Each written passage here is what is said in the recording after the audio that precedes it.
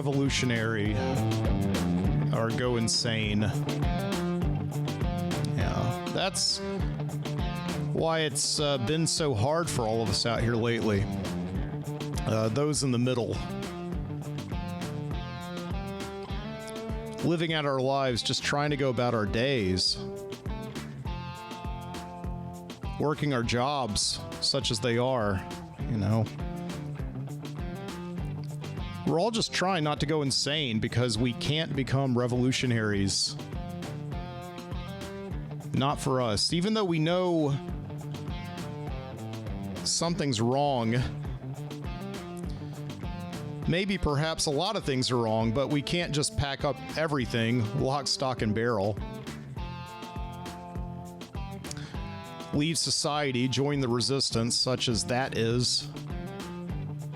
No, that way lies very little hope, especially when it comes to dental insurance, other medical needs, retirement, 401k, all that stuff. And survival is not wholesale in the revolution. There are no Costco's in the resistance. You know, like, think of it like a startup, and historically most startups crash. You know, they never go public. They get quashed by the big guys. So we hang in there, knowing full well that in our own ways, things are way out of whack. And once you see it, you can't unsee it. And we just try not to spiral. Just hold on.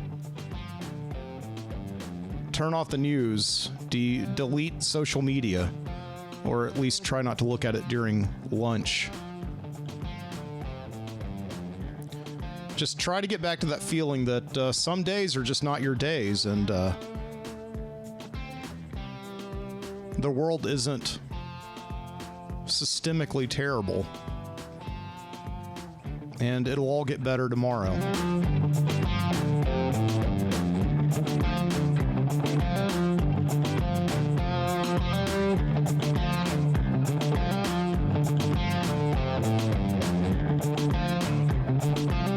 Yeah.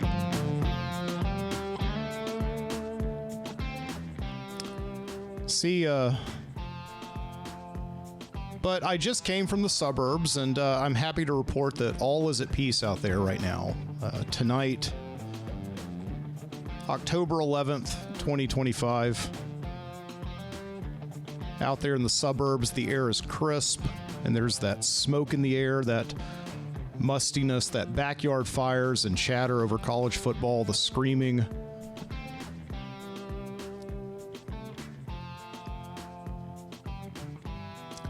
That's the, you know, the college football. That's a great ambience, and you know, out there, you hear this like every football season, you know, from people. You always hear like, you know, I gotta tell you, it's like it's going to hell, but thank God there's always football, you know, and you can replace football with anything, but this in the fall, especially here in the South. SEC, you know, college football. Thank God for it, you know, like, you know. These are the words of the man in the middle, you know, the passed over, the dispossessed, the people who do not do those binary opposites. They don't choose one side over the other. They're just in the middle. And I think like what you would call this is, I may be misusing this term, but yeah, as I understand it, it's like a, you know, like the preterite, you know, preterition. This term in Calvinist theology to, you know, refer to the ones who will not be offered allowed salvation. These are the people who do not commit to a team. Now, they may commit to college football teams, but it's at the end of the day, it's only as a means to not necessarily commit to a revolutionary act, such as it is. So you can know something is wrong with the world, and you can choose to join the revolution. I mean, and I don't mean to say like the revolution in terms of like Viva la Revolution, you know, these leftist groups like you see in that movie, you know, One Battle After Another, or the movie like Battle of Algiers, or like the Weather Underground. You know, you think of the Symbionese Liberation Army. You don't really think about.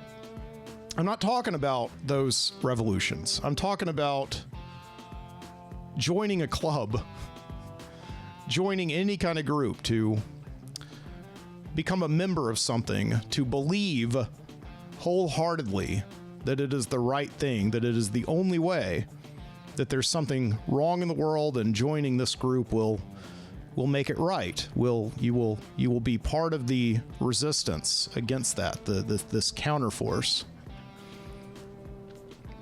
And if you don't do that, if you can't join that, then what you will then do is go insane, because you still have this knowledge that something is wrong, but you're not willing to just throw your whole arm into the movement, into your mix up your whole identity, integrate yourself inextricably to this revolutionary resistance, because then you would never be able to go back. You may be able to rebel, but they'll always bring you back in. So don't join it. Don't have that comfort of feeling like you are right about everything and everybody else is wrong. And surrounding yourself with people who believe the same things. You know, and you'll be a part of this. You'll preterite these people who are outside of the revolution, who unfortunately have to live in this world that they know is wrong, and they just live in it every day, and they do what they can, and they just try not to go insane, and they absorb themselves in things that just make them feel better and forget it for a little while. And they watch football, and they watch movies, and they might read books and read and watch video games, right? Play video games. But all of these things are just resistance on the conveyor belt toward the inevitable belt of insanity. We're on it our entire lives, you know, but I don't know. I'm happy to call myself one of those people, one of those passed over, one of those dispossessed of a true revolutionary identity that's trying to change the world in some way to suit myself and my own self-interest. I've never wanted to join a club. I've never wanted to be a part of something that just like wholeheartedly believes in one thing, and that's my identity. That's my whole self is wrapped up into the cult of something, you know, the cult of belief. And it's a good place to be, you know, because the thing about it is, if you don't commit yourself to that belief, or to whatever belief, and it could be a religion, it could be a business culture, it could be Apple. Shit, I mean, I have an Android and I love Android, but not everything in my life is an Android, you know.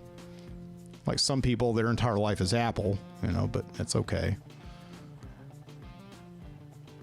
And it's nice out here because it allows you to explore. It allows you to be a little curious. But there is a bit of a dark side to it, in the fact that you are forever wandering in this wilderness, this chaos of confusion, this paradox of choice, never having any real identity or belief to cling on to, questioning everything, and it could drive you a little bit insane.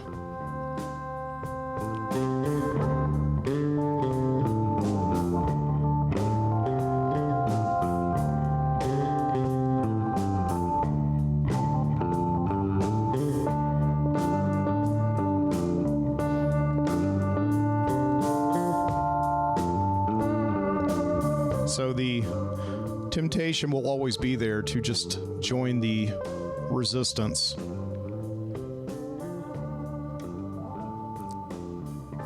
Observe that something's wrong, join a movement to try and fix that thing that's wrong. Even if it oppresses other people, even if you're imposing your will on others, you know, there's a comfort in that, and I get it.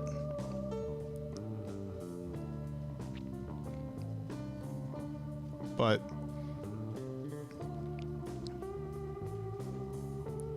it could also be, you know, there's also a downside to that, because the revolutions very rarely succeed, and you're outnumbered in that, right? But coming down from the suburbs tonight, you know, coming into downtown Birmingham where I live, and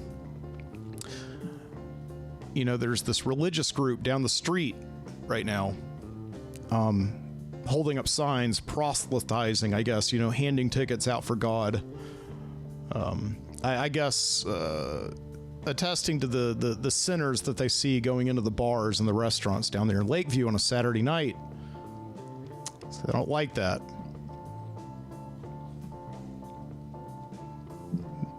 To them, they're the saved people, you know, they're the possessed, and they want to welcome the lost ones into the fold. That's what they want to do. That's the thing.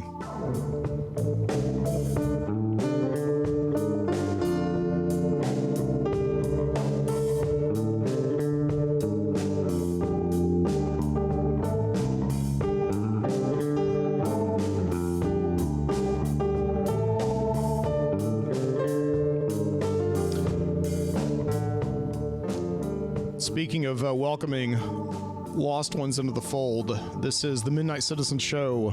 Welcome in. I'm your host, Mike Booty. Here for episode number 298. 298. Yeah, we're now down to the last 3 episodes ever of the Midnight Citizen Show. How do you think they're going so far? We're here in the studio here in Birmingham, Alabama. It's a little after 11 o'clock here, Central Standard Time. And I am happy you're joining me here tonight. If you're here live, I'm live right now. And got some people watching. Nobody in the chat yet, but come on in if you're not. But anyway, but you know, most people, I would say, if you're going to listen to this, most people do listen to it. They do listen to it streaming. They download it later on. They do not necessarily listen to it live, because I understand Saturday nights are sacred and you want to be out there doing things in your revolution, or being among the beliefless Gnostic heathens out there in the world, you know. I don't care, revolutionary or dispossessed, even if you've already gone insane, I welcome you all in to the night world that is the Midnight Citizen Show.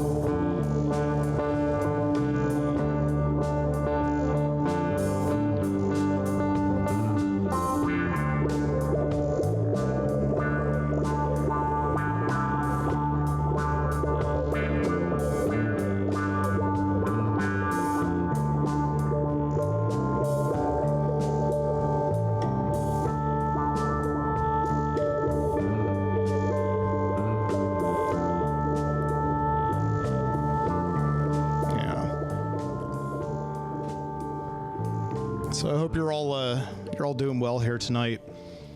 And it is October, and it is coming up. I guess they call this spooky season, right? Yeah, but it's one of those things that I haven't really noticed yet. I guess I haven't observed it. My wife has started pulling out like decorations here to remind us that it is indeed Halloween.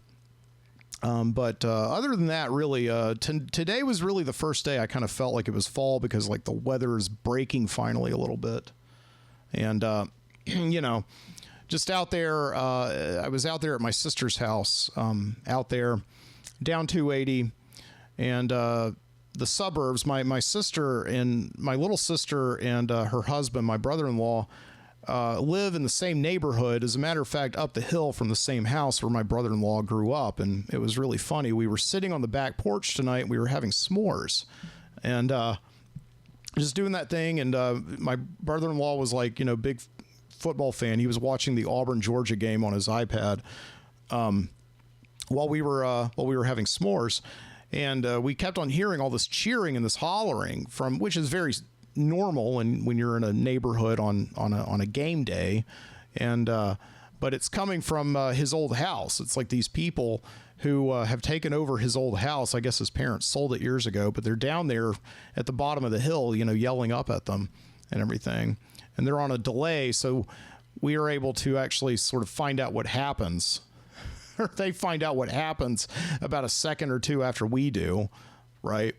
So, yeah, it's just a great ambience. I can't say I've ever been like a real actual like football fan or anything like that. And I have been watching games this year, like I'll go down to the cigar shop and I'll sit with the guys and I'll sit in the cigar shop and we'll watch the games. And I'll usually sit there and I know this sounds like I'm being a snob or something. There's something about bringing out a book. I'll read a book while they're watching the game. And there's something about bringing out a book in public that makes you automatically seem like highfalutin or kind of snobby to other people. But I don't know. It's like the way that I think about football in the summertime or in the fall, just being raised in the South. I think of it as this,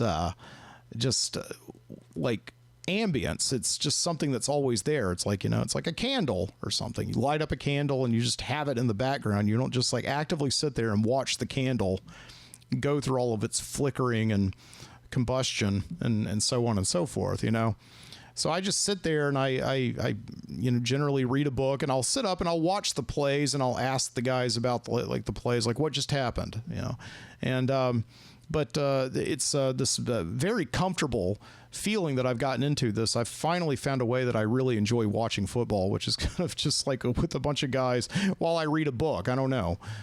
I went camping a few weeks ago with some friends of mine and my friend, two of them were really into football and they were just watching football all day long until about 3:00 in the morning. They were watching football and I just would sit there the whole day long. Right. And I would just, I had an Elmore Leonard book, a short Elmore Leonard book.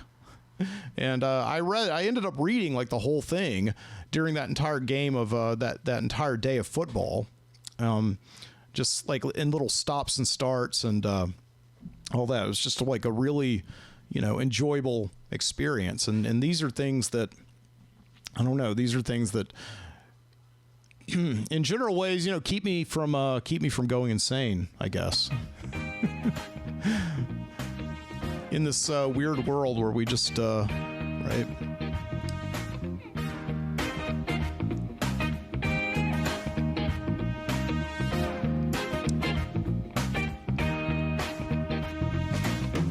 But I do always think about that, and if you're a sports fan, you can relate to this. I wish I had a way to truly relate to this because I do wish that I really was more into sports. I think of sports, because to sit around, I grew up and I would go to church every Sunday, and every Sunday was just like sitting around and just hearing these people. They didn't have Jesus to talk about. They talked about football. That was all they did. And they would like analyze the plays and just like ruthlessly and endlessly and masterfully share their opinions and persuade each other. And so and I would watch the games too on Saturday just to keep up with the conversation and to try and, because at the time I was really like, I guess this is what you're supposed to do to fit in this part of the world, is you got to watch football every Saturday. You got to get up at 8:00 in the morning and watch 3 hours of pregame stuff. And then you got to watch, 12 hours of games after that, just so you can have an intellectual stimulating conversation with the people at church. And then you would go to school and you'd have to do it that whole week if you really wanted to fit in. and sit around with people. And I found out that like impressing people with your knowledge and your analysis of college football was really a way to get in. I just couldn't do it. I couldn't do it. It just was, and even to this day, you know, I'll watch the games and then I'll go and talk to somebody about the games, and it's like they're watching something else. I don't know. They were watching the same thing as me, but their opinions and their interpretations are completely different. I mean, it's like there's no objectivity to it, because what they're doing is they're not just watching one game. They're thinking about the game in a multitude of universes. They're layering years of backstory on top of it. And they're bringing in information from all the other games that are also happening, thinking about how this game was played in relationship to, you know, the Georgia-Tennessee game, something like that, or the Auburn-Mississippi State game. I mean, they're bringing in. It's like, yeah, they did pretty well, but like the not in relation to how they did last year, and not in relation to, and just all the stats, and it just was mind-boggling to keep up with all of it. So I just kind of started, you know, just giving up and just being like, I'll just sit here and read a book and just go with it, right? But that's the way. That's their way of just hanging on. Every single fall, it's always like that. It's just get through it. Thank God there's football, right? And I wish that I could attach myself to that kind of that kind of thing that I look forward to every year. That like I have this shared identity with everybody. It's easily something that I can talk about, but it's always been very difficult for me, right? So very early on in like, you know, middle school, it was really like, what do I attach myself to? What do I get into that other people might find like a passing interest in, right? And I think it just very easily organically developed into not really books. Books take a lot of time to read, and not everybody's always reading the same books, but movies, okay, fine. Movies come out every Friday, and you go see a movie, and then you come in on Monday and you talk about it with people, okay? And a movie comes on television at night, and you watch that movie, and you go to school the next day and talk about it. So that easily became, you know, like something that I started doing. So I very much became into movies, and that worked really well for me until, you know, like high school, when I saw my first David Lynch movie, and how you know. It was Mulholland Drive. You know, Mulholland Drive comes out, and man, I thought this was a pretty interesting movie. I didn't really know what was going on in it, but I went to school the next day, and nobody wanted to talk about Mulholland Drive. Nobody had any idea what I was talking about, like Mulholland Drive, like David Lynch.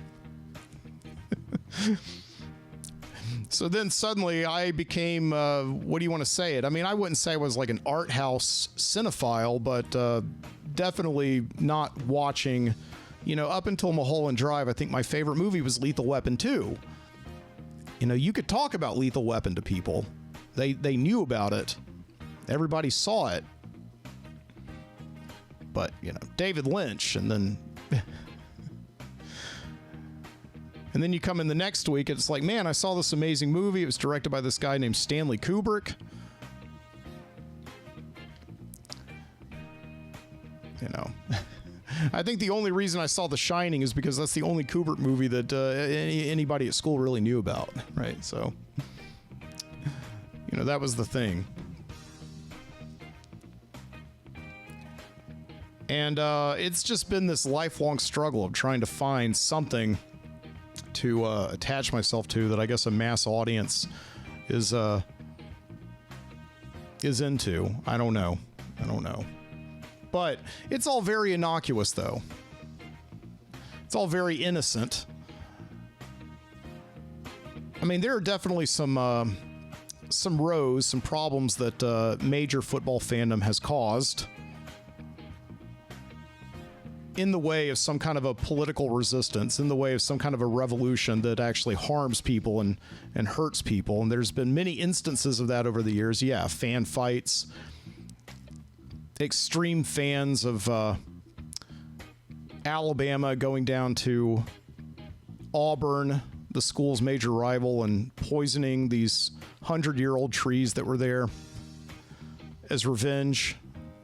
Yeah, there's been some bad things, but generally it's pretty innocuous. So what I'm talking about, the really dangerous things, right, are when you join so-called revolutions that that aim to actually change the world in ways that actually hurt other people and force your beliefs on others. And I've never been one of those people. And some of these things do tend to be seemingly quite innocuous. You know, like religion is one of those things. Generally, religion, at least here in America, is fairly an innocuous pursuit, is fairly a safe, just the community needs a church, I believe, to actually bring people together under a common purpose, to distribute charity to the community, to do service work, so on and so forth. But we do know that, like, no, you know, kingdom has ever been given to more bloodshed than that of Christ. And that is absolutely a truth. But other things, I mean, you know, like other so-called revolutions, you know, the Masons, or these community clubs and organizations that generally accept businessmen, merchants, places for people to gather, seemingly innocent, right? But then you kind of consider the idea that they are getting together and doing certain backroom deals to make sure that certain populations of people and certain businesses are not allowed to do, you know, to operate in the same areas as they are, or places that they want. These are things, right? And what the two things that I just named, you know, are fairly right wing, but of course you've got the left wing too. I don't want to leave them out, right? The left wing, join the revolution there, bomb government offices, do the whole Timothy McVeigh thing that you think that we're all, you know, relying too heavily on technology, and make sure that you send out your message that way. Do the whole Weather Underground thing. You know, all these things are trying to get society, you know, to bend to your will, to do that kind of thing. And these are dangerous revolutions. So, you know, you can join those, right, and say, like, everything there is, then I've chosen a path. I've chosen something for myself. And I'm there, and that's comfortable, even though it's like marginalized me from most of society that doesn't really care and isn't actually taking up arms with me, and they think that I'm a nutcase. At least I'm with people who get me, right? And yeah, that's not good. And again, the other side of that is the conveyor belt toward being toward insanity, of being outside of that, knowing something's wrong, but not wanting to join a revolution and just, like, straight up just be a part of it, be curious, be questioning, understand that the world is nuanced, and try to just live your day-to-day life in ways that do not just, like, devote yourself to one side or the other, and fill your life with entertainment and the love of family and friends, and you know, you'll be fine. So.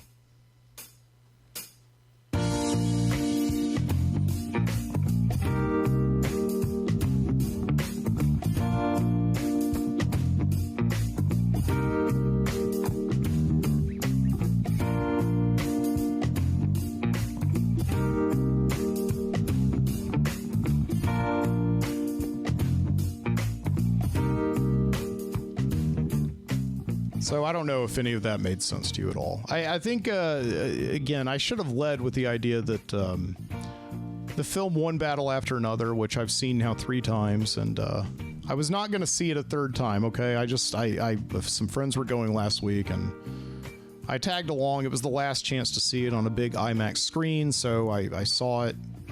Even though in Birmingham, we don't really have a real IMAX screen, as some friends have pointed out. It's really what they would call LIMAX. You know, it's just a big screen with okay speakers. It's not really, you know, you really had to go to Atlanta to get the full experience, but whatever. I mean, still, it's a big screen. Fine, whatever. So, but in one battle after another, of course, you know, there are two versions of this extremism, this revolution, right? There's the French 75, the leftist radical revolutionaries that DiCaprio flees from early in the movie, and where he meets his girlfriend, who he has a baby with, and he, not to spoil anything, I don't want to do that, but then there's the right-wing revolutionaries, the Christmas adventurers. You know, this group of you know, white men who love Christmas and racial purification. So, and yeah, I think, as I've said a couple of times now on the show, the movie's whole idea is that if you get wrapped up in the revolution, you lose all sense of your individual identity and your individual purpose, and you lose all sense of your connection to humanity and the idea that you can love somebody. And movie's very much about that, about those things. So yeah, changing course now. Okay, yeah. So, in the spooky season now, in Halloween time, I was watching watching TV the other night, just kind of zoning out, and came across this movie on Pluto. Right, this is the horror movie channel. Because, you know, it's spooky season. I'm gonna watch some Halloween movies. So I watched, I'd never seen this movie before. I don't even really think I saw it this time around. I don't think I saw it this time around. It was called The Dark Half. You know, this movie with Timothy Hutton, directed by George A. Romero, which is interesting. You know, George A. Romero is known for the zombie movies, you know, Night of the Living Dead and Dawn of the Dead and Day of the Dead and so on and so forth. And this is based on a Stephen King novel. So, you know, it's like ideally this is right on the edge of, I mean, we've always had a Stephen King horror movie boom, but I think in the 80s, after a number of his movies hadn't done so well, and they began to become very cheapened by TV movie adaptations, you know, it just, it was sort of waning. And I think The Dark Half is on the lower tier of Stephen King book and movies. I think it is. And I was watching it and I could definitely see this, but this is, I think Stephen King, as we all know, went through a period in the 80s where I think he wasn't doing so well. He was suffering from substance abuse. And I just think the general pressure of that guy to crank out a novel year after year, and sometimes two in a year, and then short stories, and also doing movie adaptations, just really took a toll on the guy. And he began repeating himself quite a lot. But that's one of the things that I actually really do enjoy about watching these lower tier Stephen King adaptations, is just seeing how, like, different variations on a theme that Stephen King always has. And The Dark Half is a perfect example. It's like a lot of Stephen King novels boiled into one. You know, it's like The Shining, and it's Salem's Lot, and it's any book that he wrote that has a tortured writer in it. It's just the Stephen King perfected the tortured writer archetype, I think, of horror fiction. And the idea in Stephen King's is that he always overplays it. It's always much more of a big deal than it would be in our world. You know, this tortured writer who, I don't know, he like goes to a book signing and he's all sad because he's not writing really good books like he wants to. And there's always like one, like all the fans are really envious. It's like, when are you going to write another one of them books, you know? And it's like, I know that we live in 2025 and books really aren't that important anymore, but I don't even think that back in the 80s it was like that, but you know. But yeah, looking at The Dark Half, there's just like parts of this movie that I was watching that really do perfect this whole kind of tortured writer trope. And and all that. And, you know, the movie is sort of starts with in the 1960s, you know, and there's this kid and he's like really interested in writing, you know, and he starts getting like these headaches, these seizures, I guess. You know, there he is writing right now. 7:30, Thad. You'll miss your bus. Let's go, hotshot. He can't stop writing. Thaddeus. Thaddeus. You know, his mom's gonna go over to the typewriter, like, what have you been writing?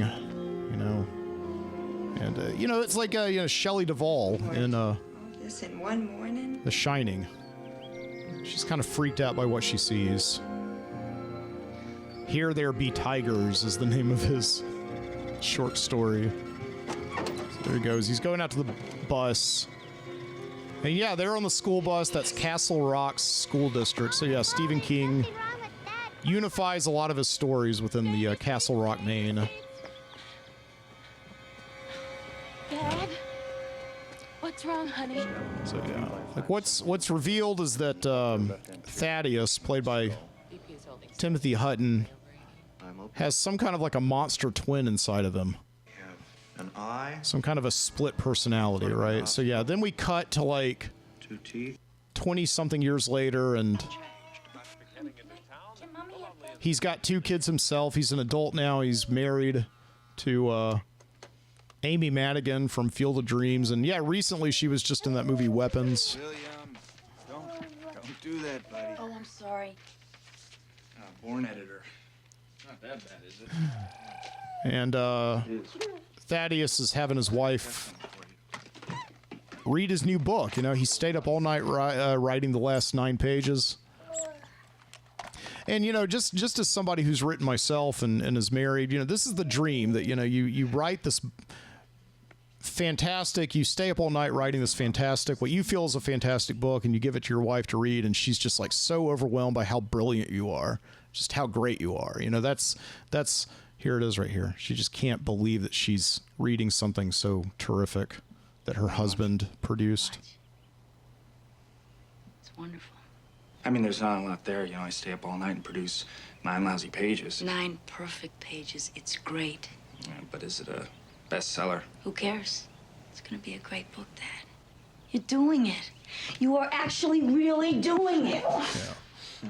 So then we come to my favorite Stephen King writer trope. He does this in story after story and movie after movie after movie adaptation. Has this where he's a teacher, he's a writer, and he teaches Each one of us. to this classroom full of writing The students. outer being, the one we show to the world at large, inhibited, timid, often a pathological liar. And then And you know, he's always funny. You know, the writer who's the teacher, you know, he says things and the kids are just so enamored with him. And I may be reading into this, projecting a little bit here, you know, because I am a teacher also. And yeah, sometimes I say things that are kind of funny and everything, but mostly the kids just look down, try not to avoid eye contact with anybody because they're afraid they're going to get called on or made fun of or something like that. I teach college, you know, by the way, but just like Thaddeus, Timothy Hutton is here. And, you know, he's very profound. He's got these great big points that he's making about how human beings, and he underlines, you know, plural, the plural S. And he's like, we all have 2 people inside of us. We're human beings. there's the inner being, the truthful one. Passionate, uninhibited, even lustful. Now, most of us keep that inner being hidden away, locked up. But the fiction writer doesn't have to do that. He doesn't have to hide it.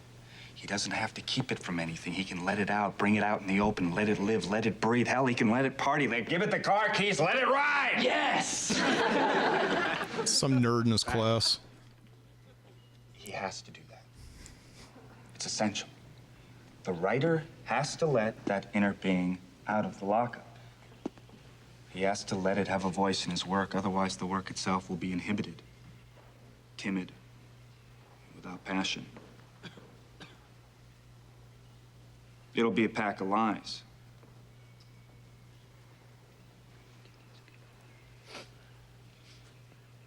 I think we'll cut it short today. I was up all night working. That inner being kept me awake. Good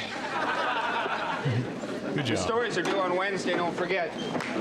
Good job, Dr. Thaddeus. Good job, you know. So this movie, I'm not going to go through the whole thing, but, you know, this is this is the turning point in the movie when the class is clearing out, and he's like, and I do this all the time as a teacher, don't forget, your papers are due on Wednesday, don't forget. But there's this one lone guy sitting in the back who he doesn't recognize as one of his students, and he comes up. Imagine being able to build an app. And there's an ad. Would you autograph your book for me? Just make it out to Fred. Fred Clausen.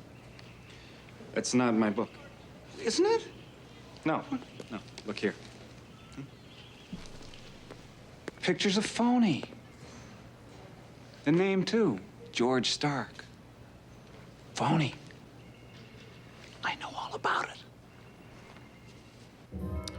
All right, so here's the thing, you know, in the this would have never this is preposterous to think that Dr. Thaddeus wrote under a pseudonym for years, under the name George Stark, and he wrote these hard-boiled supermarket detective fiction stories, and he doesn't want anybody to know about it, and you know, and because he's a highbrow literary author, and if it got out, it would ruin his career. It wouldn't ruin his career. This would have never happened.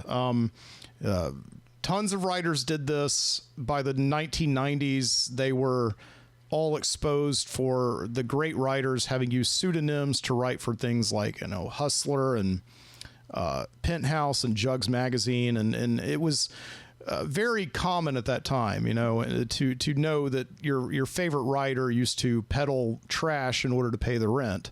And so Stephen King knew this very well, and I think puts this in this book quite erroneously to build this like preposterous plot point that some guy has put two and two together. He's figured out that Thaddeus is George Stark, and he's going to blackmail him now for all this money. So anyway, it's not really worth it to go into more of the dark half, but you know, suffices to say that Timothy Hutton has an alter ego, the George Stark, and when he tries to kill George Stark off, meaning never, you know, write as him again, this is sort of like Misery, getting rid of his cash cow, you know, the dark half rebels and resists and comes after him. Yeah. So there's a great Stephen King trope for you, the tortured writer, you know, and looking at a couple more. So I was thinking about the Tommyknockers also. The Tommyknockers is another made for TV.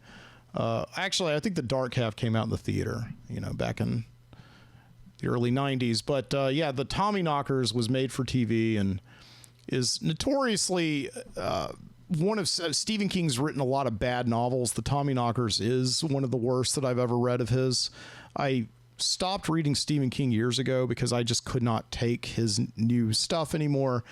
And I'd rather just read the books of his that I like and prefer my Stephen King knowledge to be confined to those and just not further tarnish the guy's my feelings toward the guy, you know. But he does write a lot, and he continues to write. He's never retired. He never will. So, but the Tommyknockers has Jimmy Smits as the troubled writer, and again a scene that we have here of Jimmy Smits. I think he's a poet, being called to read poetry in front of this rapturous crowd that, again, just adores him and would much rather be here at a poetry reading than on a Saturday than at home, I guess, watching the World Series or something like that. Our last poet is no stranger to those of you who remember Raging Angel, the book that some critics claimed gave an authoritative voice to the angst of the last decade.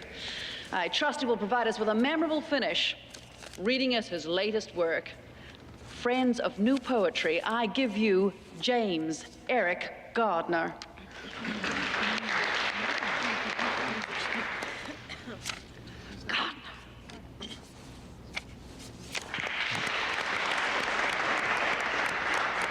Kind of like Jack Torrance, you know, Jimmy Smits here is a struggling alcoholic, recovering, trying to.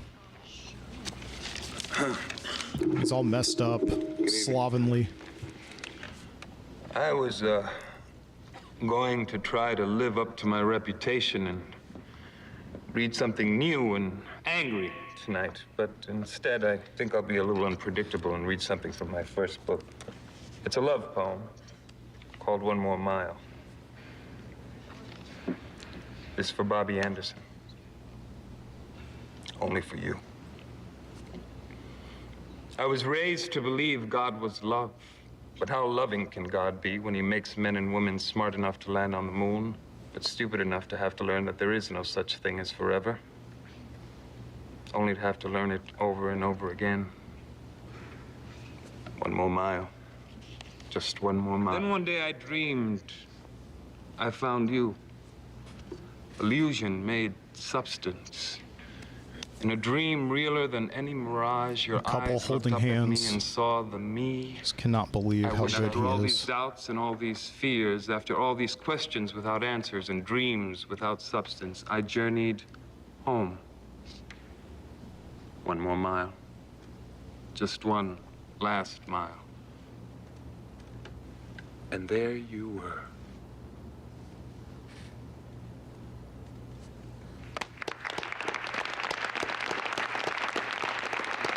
Standing O. I think that's the same kid from The Dark Half who was like, woo! Yeah. Crazy.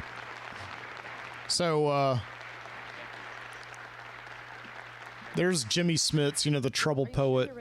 And one thing that I think King loves to do with his writer characters is he absolutely loves them to get down with the common man. Wanted to see your home from... You know, Stephen King's writers are never like, you know, think about Benjamin Mears and Salem's Lot, the way he likes to, he prefers to drink beer. You know, he's just like one of the guys, even though he's like a writer, a literary guy, a serious, deep thinker. At the end of the day, he's just a guy. Let's watch baseball and play beer. And, you know, I can get down with the common man, not like these, pretentious Ivy League types, right? So that's what Stephen King loves to do with his writers. So here's Jimmy Smits.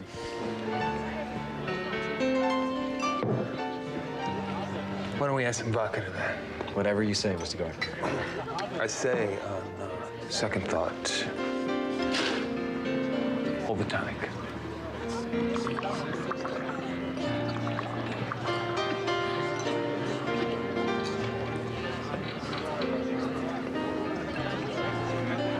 It's that sound you make when you gargle. It's... That's it, isn't it? Argle bargle? Well, Arberg, actually. No, argle bargle. Argle bargle sounds so much better, don't you think? Mr. Argle bargle! Hello. Maybe you better call it night. Yes, sir. Maybe you're right. Maybe I should just go home, get a good night's sleep, and live to write another day. To fight. Another day. The Tommyknockers. And of course, I did have pulled up also The Langoliers. The Langoliers is like my favorite, one of my favorite Stephen King adaptations because it's so awful. About these people who are trapped on this airplane and the earth has disappeared below them. It's a really good novel. You know, it's a very short novel, but it's a novella. But Stephen King is like has this incredibly serious character in it.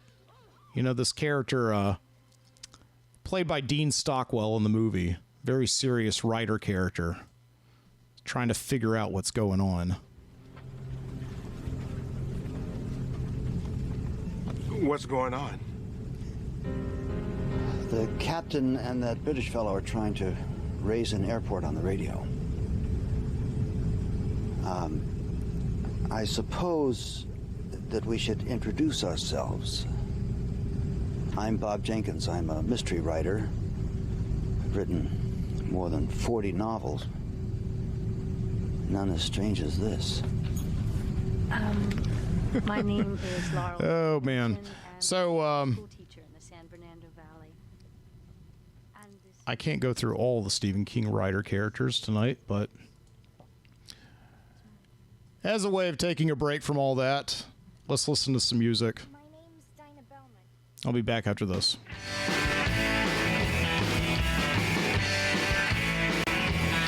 I'm gonna get up off my butt and give me a job. I'm sick of sleeping all day, sticking around all night, looking for a place to rob. I ain't good at too much and I don't care if I fail. 'Cause I'm a too old for trade, smokes and rotting in jail. My daddy was a good old guy. My mama never laid a hand on me. I'm just a rotten old apple far from the family tree. I just turned out the way I did. I ain't gonna blame my mama and pop. It takes too much time and effort, always up in the law.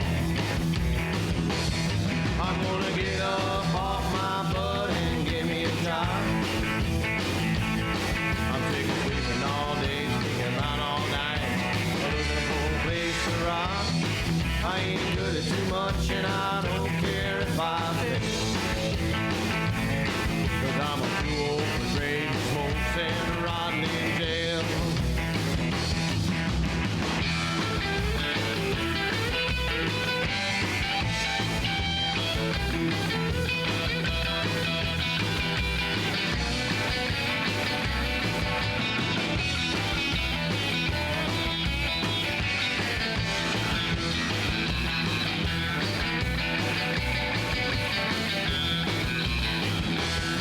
I'm gonna get up off my butt and give me a job. I'm sick of sleeping all day, sneaking around all night, looking for a place to rob. I ain't good at too much and I don't care if I fail. 'Cause I'm a too old for trading smokes and rotting in jail. Well, I'm a due for a little routine, a paid lunch and 2 breaks a day. Instead of stamping out plates for free, I'll be gone today. I want a regular weekday gig, one where I won't have to work real hard, like a telephone sales or a dressed up security guard. I'm gonna get up off my butt and give me a job. I'm sick of sleeping all day, sneaking around all night, looking for a place to rob. I ain't good at too much and I don't care if I fail. 'Cause I'm a too old for trading smokes and rotting in jail. I'm gonna get up off my butt and give me a job. I'm sick of sleeping all day, sneaking around all night, looking for a place to rob. I ain't good at too much and I don't care if I fail. 'Cause I'm a too old for trading smokes. I'm a too old for trading smokes. Yeah, I'm a too old for trading smokes and rotting in jail.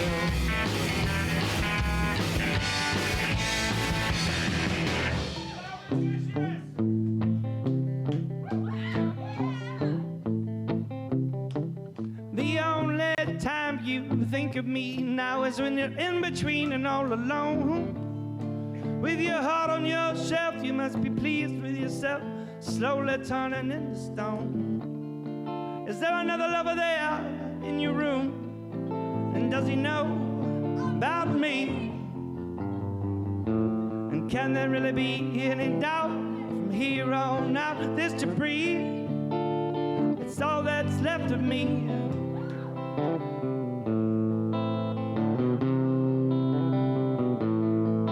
When you look down deep into the pit of my heart, can you find the weakest link? With your laurel wreath and your broken teeth, I ain't never gonna be just your friend. Is there another lover there in your room? And And does he know about me? Can there really be any doubt? From here on out, this debris, it's all that's left of me.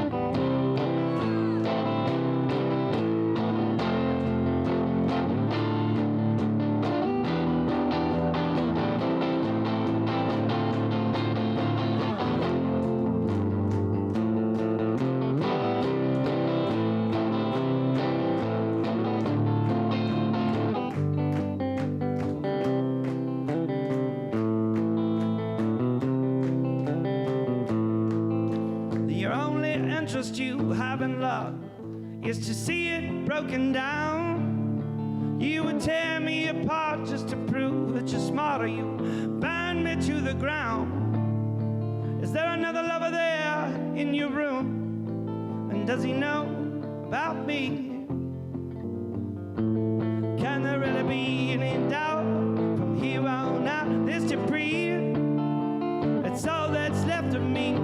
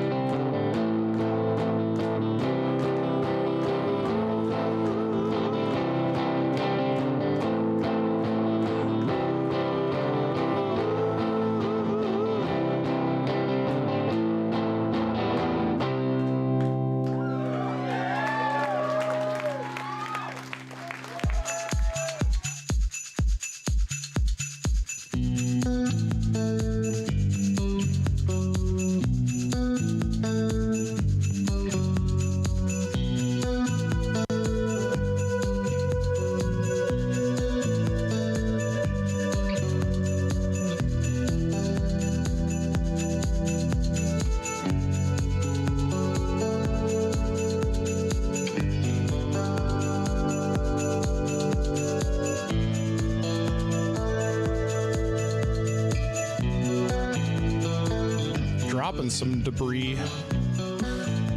Yeah, just drop this candle top. Just lighting a candle here. This is a candle that my lovely wife Jessica got me for my birthday a few weeks ago. This is called 5 O'Clock Shadow. Yeah. And yeah, it's like a shaving scent candle. It I don't know. Sort of smells like the way that I imagine James Brolin's bathroom to smell, like in 1976. You know, that's the best way.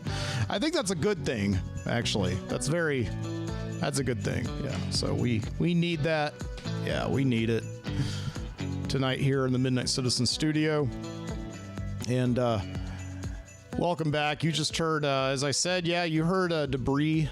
That was by an artist named Greg Cartwright. And before that, you heard Get Me a Job by the Riptones. Pretty self-explanatory there. And you can hear all that music and more, all the music that I play in the music breaks. It's available for free at thefreemusicarchive.org, just as long as you make sure you attribute it. Which I just did, and there it is. It's also in the show notes. You can see the complete show notes by going to mikesbonfire.substack.com. Over there, I am working in these last few weeks of the show. I know that I've promised it before, and I have had the archive up for some years now, and I update it every year. The archive of the Midnight Citizen show, going all the way back to 2011. Which is not the first year of the show. The first year of the show was 2010. But because I did not understand about archiving back then, I'm very embarrassed to say that the first year of the Midnight Citizen show, unless you're a super fan who still has your hard drive from 15 years ago, is gone. Holy shit. Oh my god. What the fuck? Oh no. No. Oh no. Is that? Dave, God damn it. Oh my God. Dave spooked me. If you're watching live right now, which I hope you're not, honestly. Oh my God, what do I have? Like 5 people watching right now? Is anybody in the chat? I don't know.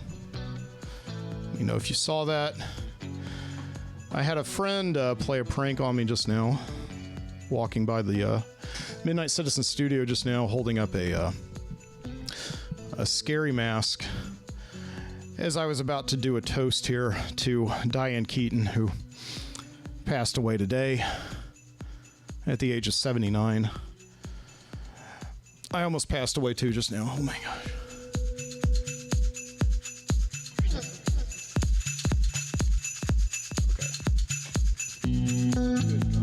Okay. So, yeah, Diane Keaton passed away today at the age of 79. These celebrities, she and Robert Redford, 2 classic Hollywood celebrities of the Silver Age of the 1970s and onward. You know, these were big celebrities when I was, of course, growing up. You just kind of felt they were always in movies. You just felt like they would always be around. And they're just... they're just going, man. They're just going. Just like my heart, really, really quickly just now. A Halloween prank.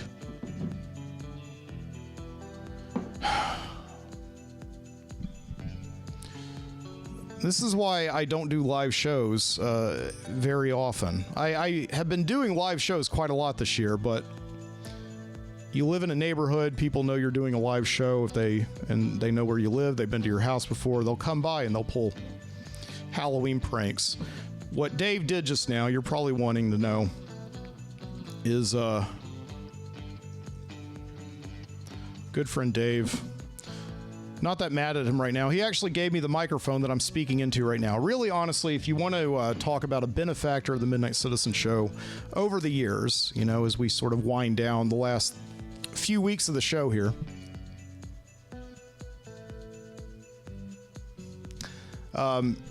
Dave has given me a lot of equipment over the years, which is why I'm not ending the show right now and going over to his house with a blunt-edged weapon. Dave put a ghoul mask, and I'm sure I've got a picture of it because it was in full view of the camera that is recording me like right now as I'm live. Dave put a ghoul mask on the end of what looked like a boom pole, like, you know, you use for microphones when you're doing production, and he stuck it, I'm about 6 feet off the ground or so, and he just stuck it right up outside my window, and I did not see it and until a good time after he had it there. So I looked at the camera and I noticed that there was something behind me, a man standing behind me, smiling like a ghoul, and looked, and it took me some time to figure out who it was. And of course, as I said, I'm up the street from a very busy bar and restaurant area on a Saturday night. So I figured that I felt that like maybe somebody had seen me in here recording and they thought it would be fun to pull some pranks on me, or that it was a genuine ghoul who was trying to break in or something to my house and take over the show for me or whatever. But that was all Dave. Thank you very much for that. I was wondering, because he's been texting me as I've been doing the show here, and I've been trying to ignore the text so I can focus on the show, but he hasn't texted me in a while, so I thought maybe he was respecting my space and letting me do the show, and he was just in the backyard 2 blocks away enjoying it next to a fire like he said he was. But no, he was plotting that the whole time. So, all right. Rest in peace, Diane Keaton. You died today at 79. You were fantastic in that movie Sleeper and Father of the Bride Part 2.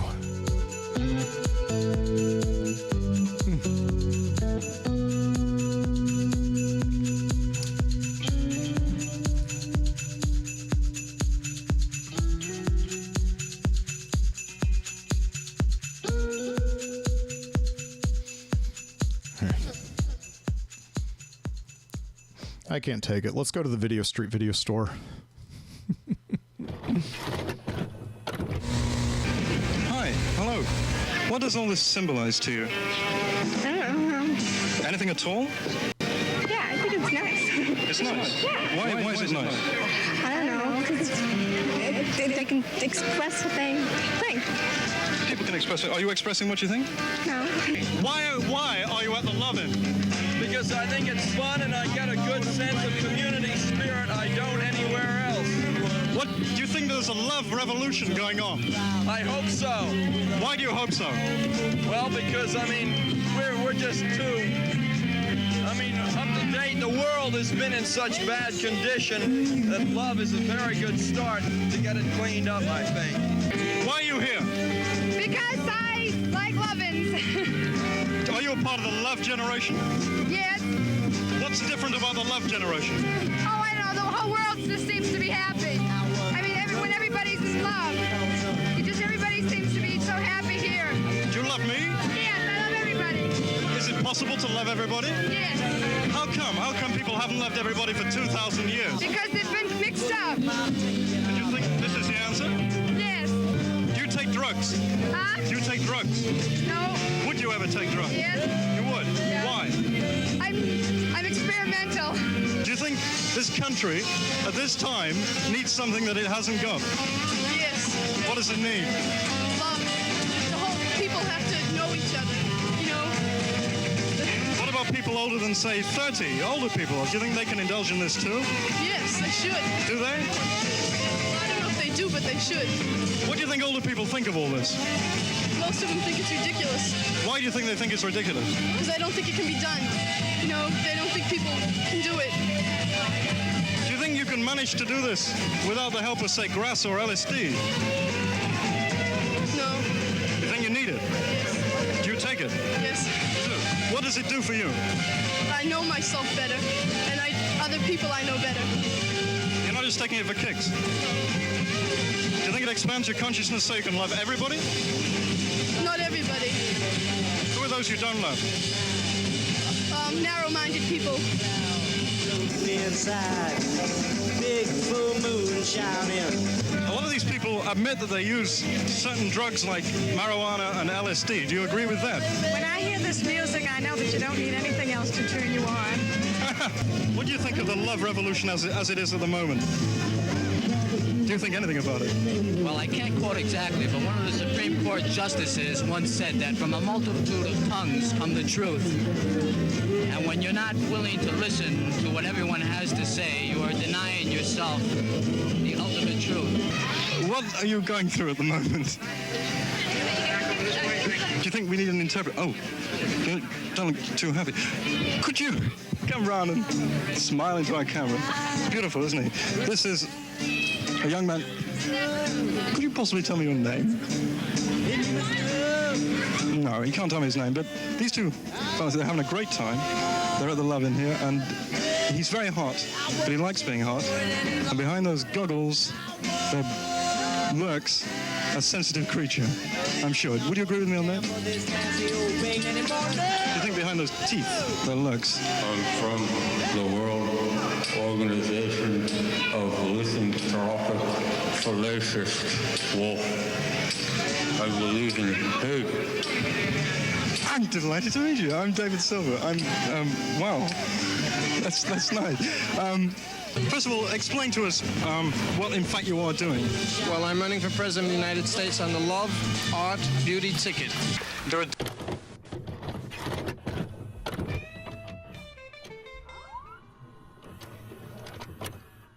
Visit the coal mine at the Museum of Science and Industry.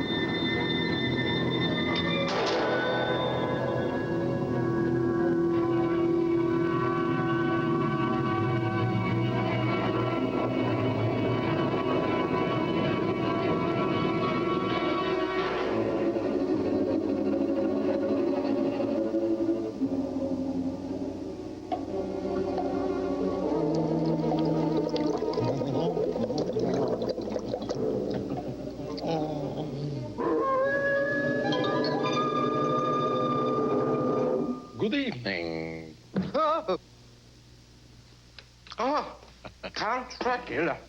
You almost frightened me to death. Thank you, Igor. We now bring you a special report from the Transylvania News Department.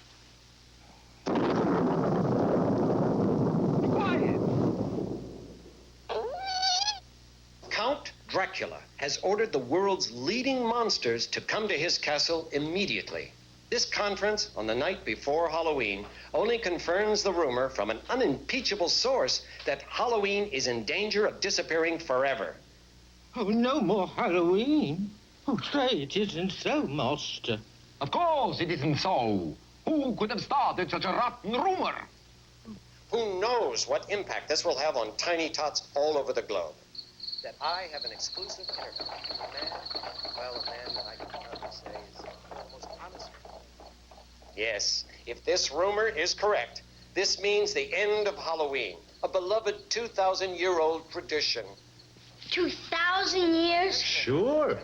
Back in those days, people used to light bonfires to scare away the evil spirits. Nowadays, jack-o'-lanterns are supposed to do the same thing. Do you know why people got dressed up for Halloween? 'Cause it was fun. No, for protection. They thought if they dressed up to look like an evil spirit, the other spirits wouldn't bother them. That's how the custom started. But we're still gonna have a Halloween, though, aren't we? Let's find out. Who conceived this diabolical scheme? Some experts believe that Count Dracula himself is behind this threat to end Halloween. How dare they suggest such a thing? Halloween is my national holiday. And so, it is a sad possibility that Halloween, which got its name from All Hallows Day, may be receding from us forever. All Hallows Day? The first day in November used to be called All Hallows Day. And the night before was called All Hallows Evening. And then they shortened it to Halloween. And so tonight, the ancient streets of Transylvania are wild with rumors about this gathering of monsters in Count Dracula's castle. Igor? Yes, Master? My fellow monsters shall be arriving now. Make them uncomfortable until I make my big entrance.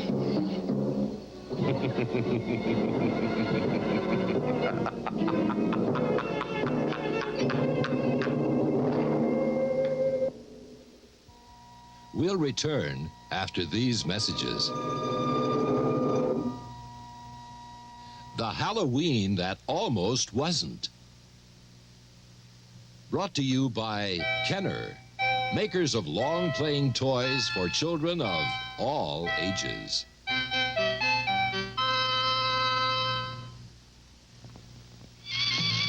It's Star Wars radio-controlled R2-D2. 2 9-volt and 2 C alkaline batteries not included. You can make R2-D2 move, beep, and flash his light by wireless radio control. Hey, let me try. You can make R2 move forward, Look out, Dad! backward, turn, and beep. Hurry, turn, Dad! Radio-controlled R2-D2 from the Star Wars collection by Kenner. Kenner's new Betty Crocker juicer blender. Food and 4 batteries not included. You can blend lots of puddings and toppings, low speed or high speed. Switch containers and the juicer will make fresh orange juice. You can mix lots of fun foods and drinks. The Betty Crocker blender, the Betty Crocker juicer blender. For little moms. Kenner's new Betty Crocker juicer blender with 2 containers and recipe book. Now, back to our story.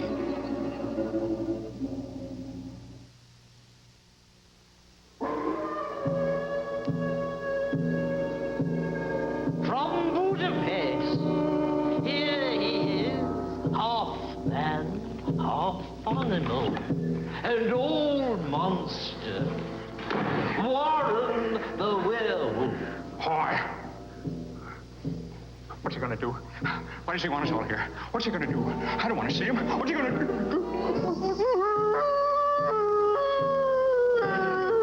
No, get control of yourself. Yes, control.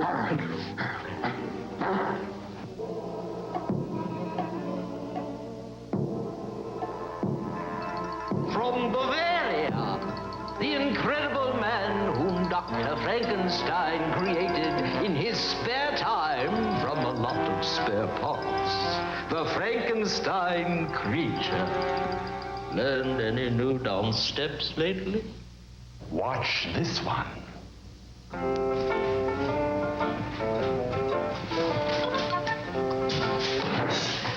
Very graceful.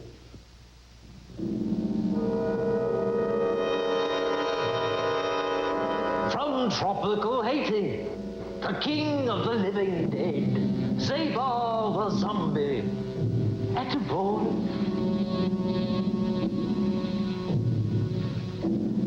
From Egypt, the mummy.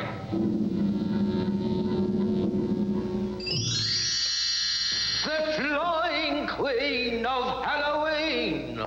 Really? Out of my way, Shorty. I don't have to take this kind of treatment from anybody. Somebody's gonna hear from me. Let me tell you. What's the idea of waking me up in the middle of the night? Count Dracula will explain everything in just a moment. Wait! I believe I hear him coming now. Yes, I can see him clearly through the fog. Oh, boy. Oh, Master. Oh, Master. I forgot to open the window. Forgive me. It will never happen again. And I know how to make sure it never happens again. And as for all of you, I have called you here tonight to warn you. You have exploited your monsterhood so much that you are no longer scary. People are laughing at you instead of shrieking. And now, someone has started the rumor that there is to be no more Halloween. And all of you are guilty, especially you. Shaving your beard and your hands just to make a razor blade commercial? How could you do such a thing? And you, letting that movie influence you so much that now, instead of terrifying the countryside, what are you doing? You're tap dancing. I like tap dancing. Oh, you like tap dancing? I'll give you tap dancing. Tomorrow night is Halloween, and I command you all to be your old horrible selves, especially you. Halloween cannot officially open without your ride over the moon. Now I'm warning you all. If anyone lets me down on this Halloween, you shall be replaced. Are there any questions? No. You have a question? I sure do. How soon can I be replaced? I quit. What? You quit? But you can't quit. Do you know what it means if you quit? I know, boss. I know you know. I want to know if she knows. It means no more Halloween. The end to a beloved 2,000-year-old tradition. But my mind is made up. I quit. Ah, so it was you who started the rumor that there would be no more Halloween, huh? You got it. But why would you do such a thing? Why? Because I can't stand being a witch anymore. I'm tired of all those ugly girl jokes. Tired of being feared instead of loved. Tired of getting less respect than you. And tired of taking orders from you. Why should you be the leader of the monster world and not me? Because I am your superior. To the entire world, I am the king of the monsters. Can you ride over the moon on your broom on Halloween night? No? Then you're not more important than me. Well, what more do you want? It's all here on this little list. You call this a little list? Now you listen to me. No, you listen to me. If you want me to ride over the moon tomorrow night, you will agree to every condition on this list. I'm listening. 1, my picture replaces yours on the official posters and souvenir T-shirts of Transylvania. The T-shirts? Ah, there goes my big box.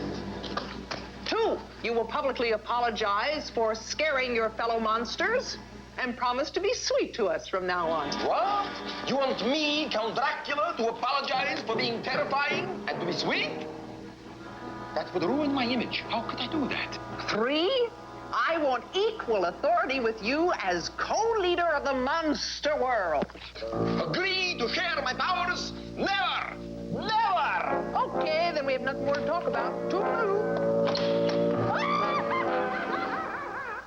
Frankenstein, guard the door. The rest of you follow me. We must catch her before she leaves the castle.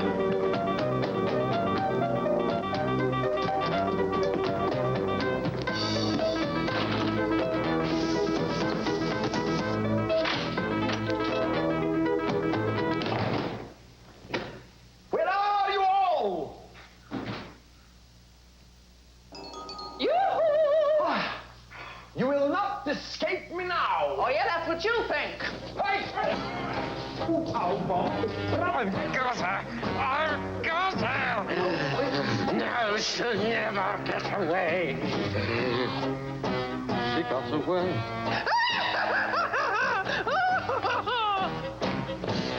So long, fellas, and goodbye, Halloween! If she barricades herself in a castle, we may never get her out. Stay back!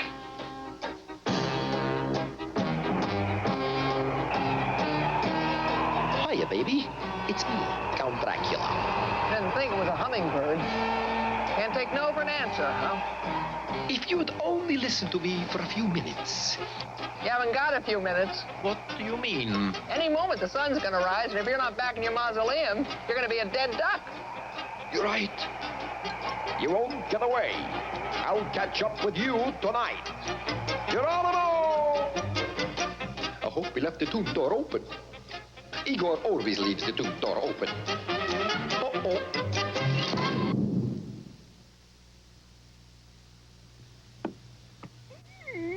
Igor, you did it again. How many times do I have to tell you? Keep my tomb door open at night, closed in the day. Open at night and closed in the day.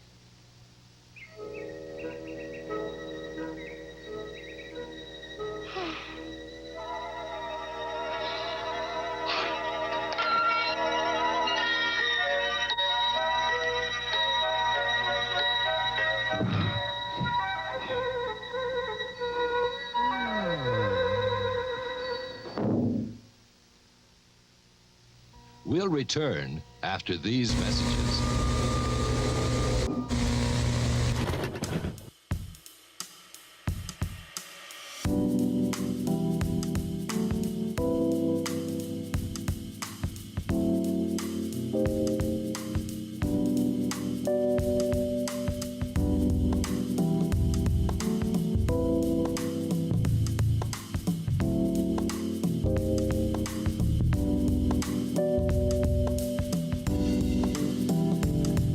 Actually, we'll return with the rest of the second half of the Halloween that almost wasn't. Next week, we'll do a two-part. I've never done that before on the Midnight Citizen show. Done a two-part episode of the Video Street Video Store, but the Halloween that almost wasn't from. I think that was like 1986, somewhere in the 80s. I remember watching it when I was a kid. It just, coming on television, and sort of having nightmares about it. I think it was the witch, the witch, and that just that accent that she has, just that. I want to go disco dancing. No, that was Judd Hirsch. Judd Hirsch is Count Dracula. The alternate title for that film is. The night that Dracula saved Halloween or something like that. I don't know. But that movie firmly fits within the sort of monster party genre. The idea that if there are all these monsters from disparate types of creations, Mary Shelley's Frankenstein, Bram Stoker's Dracula, The Mummy, Boris Karloff, the voodoo zombie, and so on and so forth. If they're all kind of lonely creatures, but if they just had a way of connecting with each other, they'd get together and they'd have a party, and it would be fun, and they would talk about organizing Halloween and how do we know that Halloween started? Well, it can't really start until the witch flies over the moon, and if the witch quits, then everything falls to hell. And so now the monsters all have to band together, right, to get the witch to do that. And so it's fairly implausible, because if number A, if the monsters did exist, they wouldn't get together and sing Kumbaya. They would be tearing each other apart because they're monsters, and they don't like things that they don't understand. In other words, things that are not like them. So they don't, especially other monsters that threaten to kill other human beings. You know, they would be fighting each other. So it's not very likely that that would happen, but it's okay. We'll let it go. It's fine. The Halloween that almost wasn't will pick up next week. Same midnight time, same midnight channel.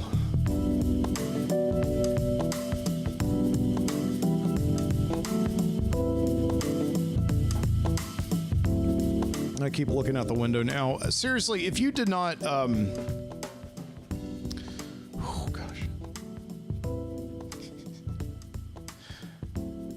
I know that was a long street video store. I needed the time because, you know, it was almost 18 minutes. It's probably one of the longest breaks that I've ever had mid-show, but I needed it because, you know, before it, and I did go back and review the tape while I was showing you that just now, while you were watching it. I did go back and review the tape, and indeed it was quite shocking and scary that I'm sitting in here and I'm lighting a candle and I'm talking about the Midnight Citizen archive. I'm in the middle of a thought trying to get that out, and I just la-di-da, as Diane Keaton says in Annie Hall, and behind me just this ghoul face just rises up out of the ether, this disembodied Babadook face. And I just, it's a good 5-10 seconds or so before I notice it. And when I do, oh my gosh. And, you know, I got up just now and I went in. My wife is in the other room and she said, "Is everything okay? What happened?" She thought I was like having a freak out or a panic attack or something like that, as I sometimes do when I record the Midnight Citizen show. And she said, "Is everything okay?" I got up and instantly ran for the lock. She thought somebody was trying to bust into the apartment, which is not... Thank God that's never happened to us before, but it could. I mean, we live in the middle of a city, and loonies are all over the place, right? And I told her, "No, it's Dave. I think after the show's over, I'm going to, like, calmly drink another sip of whiskey, and I'm going to get in the car and go over there and kick his ass, probably, in the backyard all over the place." But more than anything else, I'll just say that, you know, you owe me a cigar.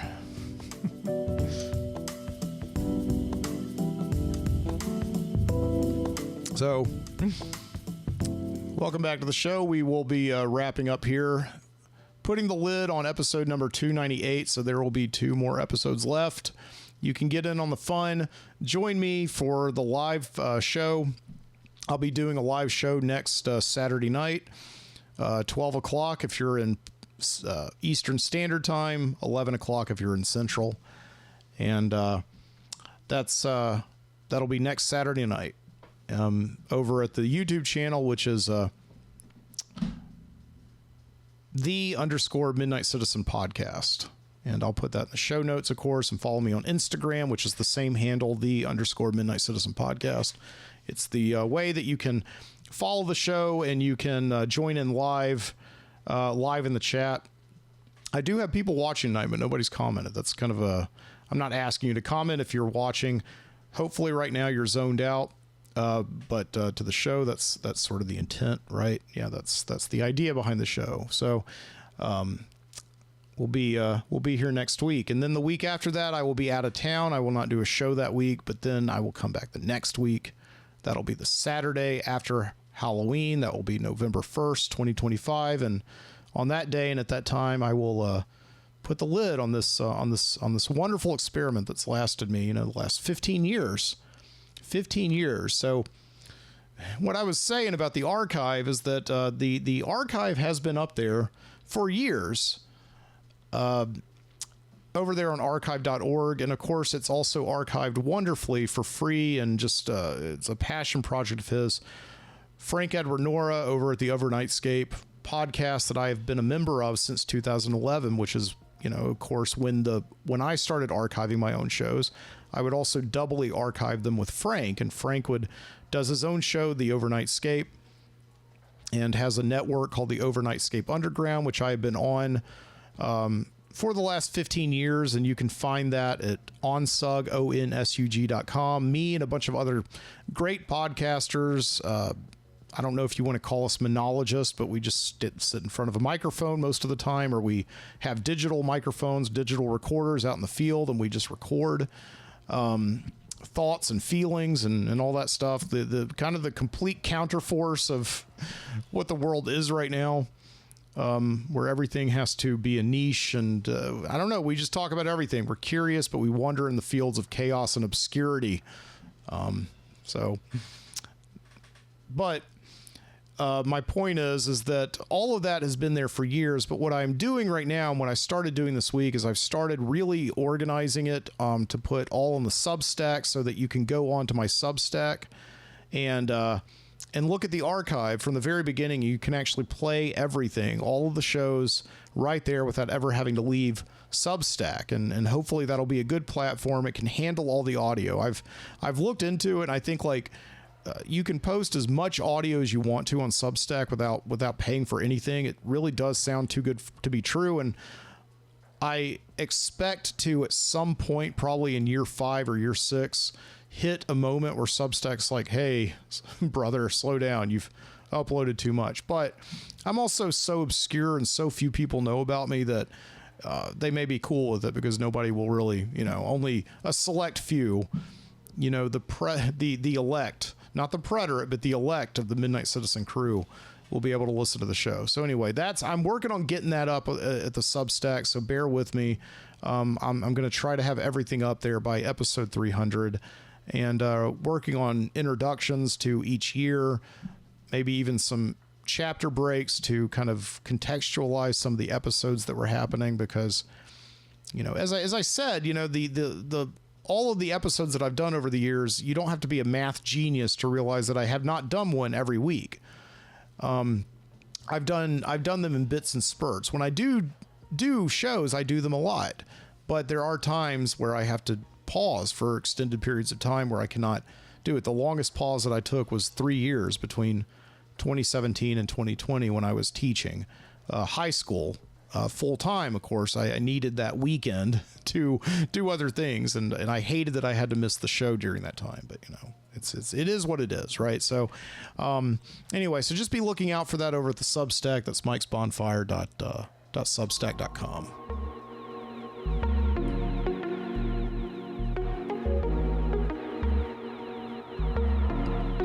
So, but I do feel like as the Midnight Citizen show begins to wrap up, another major milestone is wrapping up this week. I feel like I'm about to finish the mammoth Thomas Pynchon book, Gravity's Rainbow. Here it is right here. If you're watching live, or if you're watching on video, which is up on the YouTube page. If you're watching this after Sunday, October the 13th, this book has been through some stuff. It's missing a cover. It's completely worn to pieces. It's marked up all over the place. Gravity's Rainbow by Thomas Pynchon. I first picked this book up at a bookstore in Homewood that has since had 3 different locations back in 2013. Maybe even before that. I can't remember, but it was the first Thomas Pynchon. I had heard about this author, Thomas Pynchon. Oh, there's this great author, Thomas Pynchon. He's got a movie coming out next year based on one of his books called Inherent Vice, but his masterpiece is Gravity's Rainbow. So, of course, I don't want to read his lesser books. I want to read his masterpiece, So I went out and picked up Gravity's Rainbow, And I started it for the first time now 12 years ago, if we're calling it 2013. And yeah, I got about 70 pages in and put it down. I was like, I can't lie. You know, it's a World War II novel, but it's also, you have to have a lot of knowledge about Europe in the months right before VE Day, and then right before we dropped the bomb on Japan, the bombs. And it's, even if you have all that history, it's still a slog. It's still hard. And so every year since then, every single year, and it's usually in the summertime, I will pick up the book. I will begin reading it again from the very beginning, because I can't just pick up where I left off. I have to go all the way back to the beginning. I will start over. I will get a little bit further on. It's like the literary equivalent of ironing, you know, a shirt or some slacks or something, you know. And just every single year I get a little bit further and a little bit further. And then this year I finally did it. It was a lot of work, and it took me about a month or so, but I finally got to a place that I did not know, words that I didn't recognize, pages that I hadn't marked up yet. That's why I got so far in the book, because I just stopped worrying about annotating and circling words I didn't know and underlining things to reference later, historical references and obscure literary references. I just stopped worrying about it. I let the book wash over me. And I got past that point. That was about page 400 or so. And, you know, and I started reading it back in late June, you know, so I'm reading all of Thomas Pynchon's, but I've read all of Thomas Pynchon's other books since then, by the way. So Gravity's Rainbow I put down, but all of his other books I picked up and went through in the first go. Beginning, I believe, with Inherent Vice, just because I wanted to read the book before I saw the movie. And then after that, there was The Crying of Lot 49, which was his easiest. I wouldn't say easy. It is an easy book because it's his shortest book. It's only about 160 pages long. I've read that twice now, and like all of his books, they get much better the second time you read them. You do have to read them twice, you know. He's a very notoriously dense author, but that doesn't mean he's difficult. And you don't have to be an academic. And I guess technically, in a way, I have a master's degree in English literature. I'm something of an academic, but I did not do my thesis on Thomas Pynchon. I did not do my master's. I didn't go into graduate school because of Thomas Pynchon, but he's just an author I've always enjoyed. So I did The Crying of Lot 49, and then after that I did Vineland and Mason and Dixon, and of course Against the Day, which is still my favorite novel of his. I can't wait to read that again. I've got a couple of books of his to read again before I get there. But Gravity's Rainbow, though, the other day I was, you know, reading it, and I got to this point where I was just really at a pace where I was just really enjoying the book. I was no longer really thinking about how difficult it was, how tough it was. And I just got to this page, and I just read these words, you know, like at the very bottom of the page are the words like, all good fucking is done on paper.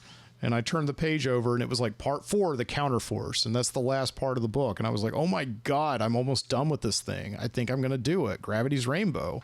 And I think I'm understanding it too. It's about a woman, right? Just kidding.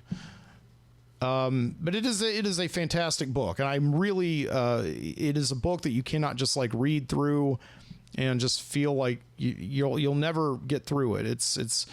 It's not necessarily that you have to consult and do a lot of work and secondary sources and all that. It's just that you have to read it slowly, and you have to read it in a way that you are not just reading it just to say that you read it, to say that you read Gravity's Rainbow, to say that you did a difficult book, but just to allow yourself to kind of be in the position and know that things are going to get weird. Things are going to get weird with Gravity's Rainbow. You know, it's a big, sprawling World War II novel where the main character, Tyrone Slothrop, it starts with the idea that everywhere he gets an erection and everywhere he sexually climaxes with a woman, a rocket falls on London. If he goes to a place in London and has sex there, then that means that a rocket is going to fall there. And it just gets weird from there. That's the first 5 pages. And it just gets weird from there. I'm at a point right now, and like I said, it's very late in the novel, where there's a chapter now where it's basically backstage of the novel. It is quintessential postmodernism, where it's taking you outside of the novel and it's taking the characters and having them actually observe the events that are happening as part of their story. And so it's imagining the idea that the whole novel has been a theater set in a way. And you are sort of sitting in the theater in the audience next to the main character, just watching all the different sets that you've watched and you've read about throughout the play be shifted around and be changed and everything. So it's really cool. It's almost like the Truman Show or something when they go up into the sky and you know, you're there with Ed Harris just watching all the sets be built and be done. And it is funny enough, because I really do believe that if I could compare Gravity's Rainbow to almost any movie, the Truman Show would probably be up there as the idea of this guy who is being observed and followed by all manner of revolutionaries in a way. Revolutionaries, people who have chosen a side, people who have attached their identities to that side, you know. And again, this really does go with one battle after another, you know, that was based or inspired by his book Vineland. You know, Thomas Pynchon is very obsessed with this idea of you know, people finding their individual humanity amongst historical crises, you know, these moments in history where we are asked to either choose a side or go insane. And that's very much what Vineland is about. It's very much what One Battle After Another is about. That's very much what Gravity's Rainbow is about. So, you know, I don't know what to say. Every time I pick up a Thomas Pynchon book and I just start reading it, I just feel like I'm in the hands of like a guy who knows how to entertain you with his words. He is difficult, but if you give it over to yourself and you say, I'm not reading a difficult book, I'm just reading a long book and a guy who really wants to make sure that with the short life that he has on this earth to entertain people, he's doing absolutely everything that he can to do that. He's taking everything that he knows, he's putting it into this book, and he's basically that guy that you kind of run into late at night at the bar, and you just spend the whole night there long talking with them, drinking, spouting out theories about the universe. That's what reading a Thomas Pynchon book can feel like sometimes. All right, all the time, fine.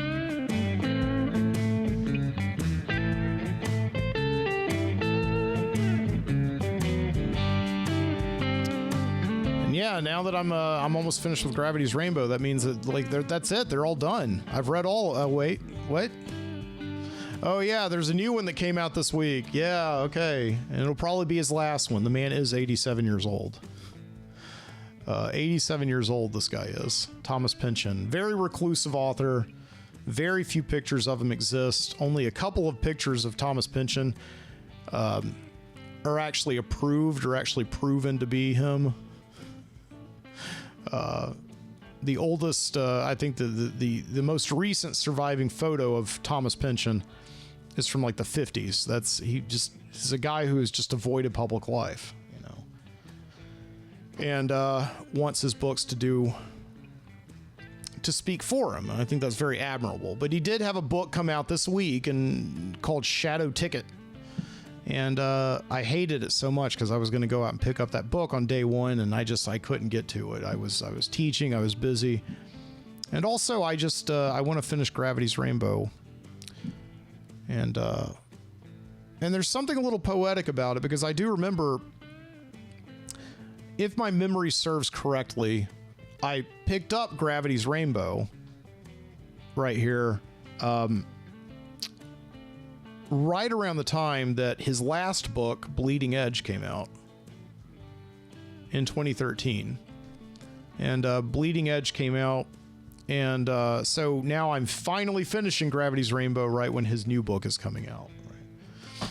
I don't know what that says about me, that it takes me much longer to read one book than it does for him to write a book. But, but I'm very excited about reading the new book, Shadow Ticket. And I thought about getting it an audiobook, about just listening to it, because I have the audiobook for Inherent Vice and the audiobook for Against the Day. And I enjoy listening to those books, but it's so much more fun to read Thomas Pynchon. It really is. Just sit there with them. And because I'm also like a very visual person, I have to read sentences over and over again if I lose the thread sometimes. But his audiobooks are always really well read and really well done. So I may get the audiobook of Shadow Ticket as I'm moving on to the next book in the line after Gravity's Rainbow, the next novel, which is Vineland. And of course, I'm really excited to read Vineland again, because that is, of course, the source material for One Battle After Another, the movie that I've loved so incredibly much. Yeah.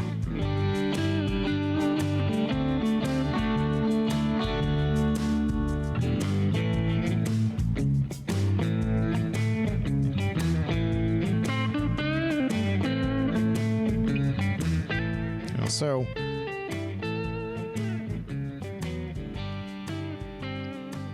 yeah, I think one more thing on One Battle After Another. Am I done talking about this movie yet? I don't know. Maybe not. But speaking last week about this movie and just the fact that it was a major movie that came out, a lot of money behind it that just nobody knew about, because in a lot of ways it was as I was expecting.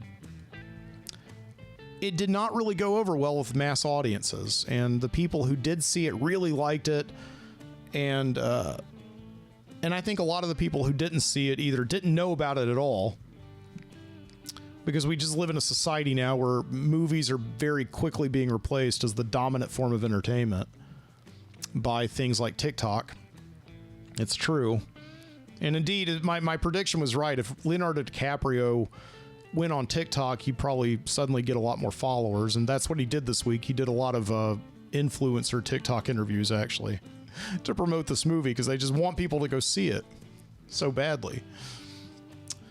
But yeah, as I predicted, this movie did turn off a lot of people, and there was the author, the writer of American Psycho, Bret Easton Ellis, does a podcast. Of course, he does a podcast. I'm sure he probably gets not many more listeners than me, but a few, I'm sure. A few more. Sort of criticized the movie. He said it's a good movie. It's not the movie of the decade, the movie of the century that people are saying it is. He said these leftist film critics. And I don't know where his politics lie personally, this Bret Easton Ellis, but he was saying all these reviewers are saying that are very left-leaning and talking about the movie's politics. And again, this is folly, and I hate that people may buy into this, that this is a politically charged movie. There are certain aspects of it, there are certainly aspects of it that are politically charged. But like I said, if anything, the movie is making an argument about the folly of throwing yourself whole hog into a political movement. It is this idea of the fact that if you don't become a revolutionary, then you go insane. This is a narrative that the movie is commenting on and attacking. That if we don't commit to some system of belief, that while it may oppress others, it will ultimately help society, then there's just nothing else for us to commit ourselves to, and therefore we're just going to go insane. With all the problems in the world, just like throw up our hands, put our hands in the sand, put our heads in the sand, throw up our hands while we're doing that. That's a weird gesture to make. And just say, like, that's it. And, just watch our football, watch our movies, whatever, and just be content to live in a world that's on fire. But the movie is saying that that's not what this is at all. The movie is saying that, like, at the end of the day, you have love, you have humanity. And this is what I was doing with my family tonight, out by the fire.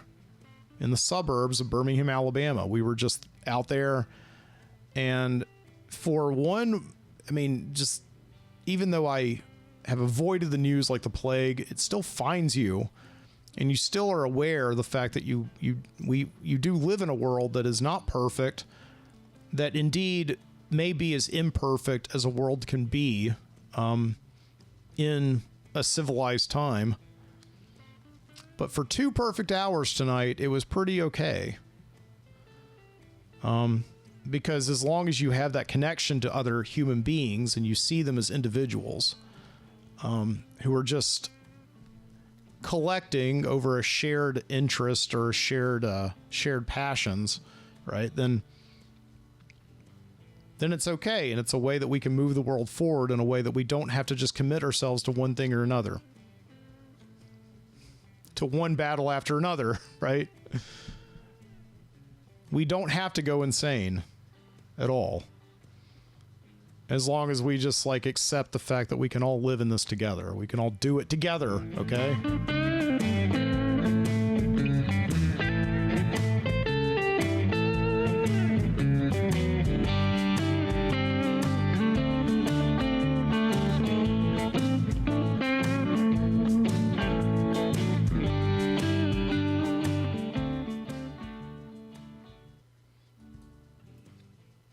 All right, and that about does it for the 298th episode of The Midnight Citizen. This was a long one tonight. A lot of it had to do, I understand, with the Video Street Video Store, but I hope you enjoyed that. Just chill out to it, to the Monster Party and the hippies at 11 in 1968. You can watch those, find links to both of those in the show notes if you want to go ahead and watch the rest of, find out how Dracula saved Halloween. But though long, I really do appreciate you joining me here tonight on the Midnight Citizen Show. I want to remind you, you can find this show as well as all the other shows I've done, and the archive is coming soon at the Midnight Citizen at, what did we call it again? mikesbonfire.substack.com. I almost slipped into the website that I used to have years ago. mikesbonfire.substack.com. And of course, watch this show over on YouTube. _Midnight Citizen podcast. It's also over on Instagram. You can see, follow the show over there. And listen to me and all the other great podcasters over at the Overnightscape Underground, onsug, onsug.com. They're over there as well. Continuing to smell this candle. Yeah. James Brolin's bathroom. That's a good name for a band. Maybe not a good name for this show. Keep your eyes open.